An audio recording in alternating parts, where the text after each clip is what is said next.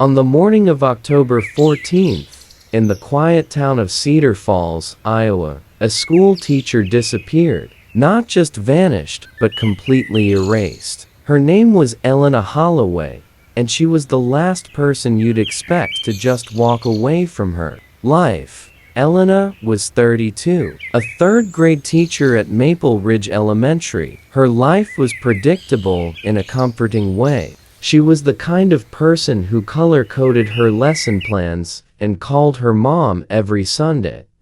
She lived alone in a small brick house on Elmwood Street. No pets, no kids, just her and her job. Every morning, she followed the same routine. Coffee at a.m., papers graded by 6:30, out the door by 7:30. She was always early, always organized, always reliable.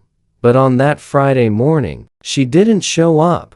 Her students waited. The school's secretary called her phone, no answer. The principal tried again. Nothing. At first, people assumed she was sick. But by noon, her colleagues were worried. She hadn't called in. She hadn't posted anything. Her car wasn't in her driveway. And her phone had gone completely dark. By 5:00 p.m., police were knocking on her front door.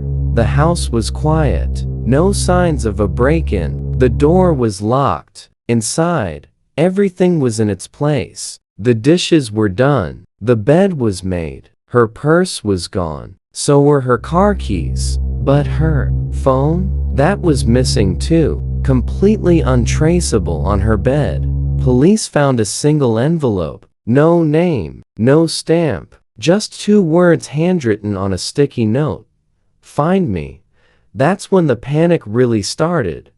Detectives checked her phone records. Her last call was to her sister Hannah the night before. Just a normal chat. Nothing strange. She'd seemed calm, tired, maybe, but calm. Her browser history was another story.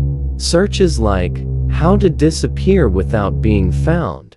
Can you start over with a new identity? And even, what happens if no one reports you missing? Police pulled surveillance from nearby intersections, gas stations, highway ramps, nothing. Elena's car was never seen leaving the neighborhood. It was as if she'd driven off into the air. The next day, one of her students handed the school counselor a note she found. Tucked inside her desk. It said, "They're watching me." No one knew what to make of it. Was it real? Was it a game? Was Elena trying to tell them something? Then came the twist no one saw coming. 2 weeks later, nearly 1,700 miles away, a motel manager in Reno, Nevada, filed a report. A woman had checked in under a fake name, paid in cash, refused housekeeping, stayed 2 nights, and vanished without checking out. She left no ID, no phone, nothing except for one thing.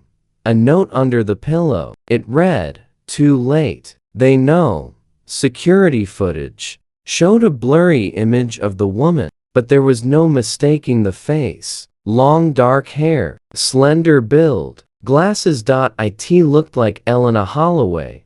Police rushed in, but the room had been wiped clean. No fingerprints, no evidence, just an empty window left wide open and a breeze flapping the curtains. The FBI joined the investigation. They dug deeper into Elena's life and found something nobody expected.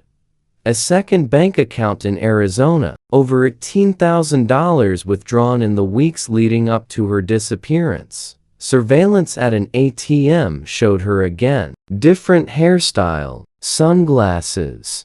But this time, she smiled for the camera. So now the question wasn't, what happened to Elena Holloway? It was, what was she running from? Why would a woman so devoted to her students, so grounded in routine, plan something like this? Was she scared? Was she forced? Or was she hiding something? Her ex-fiancé, Ben Carter, was brought in. They'd broken up 6 months earlier, but he still called her often. He claimed he had no idea where she was. His alibi checked out, but something didn't sit right with the lead detective. Ben had one odd comment during questioning. She always said she'd disappear one day, just to see if anyone would care. Then, 3 months after Elena vanished, her family received a letter in the mail. No return address, no postmark, just one sheet of paper inside. It read, "Stop looking. You were warned." Police tested the envelope, the DNA on the seal, a 99.9% match for Elena Holloway. The FBI was stunned. According to legal records, she'd just been declared dead. But now, her DNA had surfaced again. And just last week, a call came into the police tip line. A man's voice, digitally distorted. He said, "You're looking in the wrong place." Then he hung up. The number led to a burner phone found in a storm drain just 4 blocks from Elena's old house. Someone's watching, someone knows, and someone is still trying to keep her story buried.